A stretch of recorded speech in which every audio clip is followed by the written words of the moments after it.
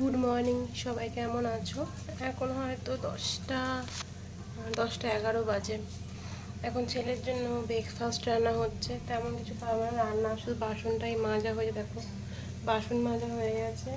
এখানে একটু আলু চচ্চড়ি করেছি, আর এরকম এক টাইপের রাইস ধোসা টাইপের করানো হচ্ছে, যেটা আমার ছেলে খেতে খুব ভালোবাসে। আর আমি একটুখানি ময়দা রুটি আটা মাখা আছে, একটু ময়দা রুটি করে খেয়ে নেবো। দেখা যাক সারাটা দিন কীভাবে চলে। এটা শেয়ার করি তোমাদের সাথে যে এই জিনিসটা আমি কীভাবে করি। এই দেখো, এটা এইভাবে রয়েছে, ঠিক আছে? এখানে এইভাবে দিতে হবে জিনিসটা, আর ঠিক যেমন হচ্ছে একটুখানি এইভাবে উল্টে দিতে হবে, অনেকটা রোল টাইপের হবে।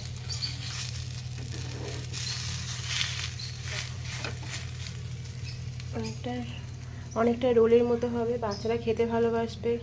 নর্মালি আমার ছেলে বাইরে খাওয়া বারণ, যেহেতু আমি বাইরের খাবারটা দিতে পারি না, তাই এইটা হচ্ছে অপশনাল, এইগুলো দেওয়া যেতে পারে। এটা হেলদি, আমার মানে কোনো ক্ষতি হবে না এরকম জিনিস।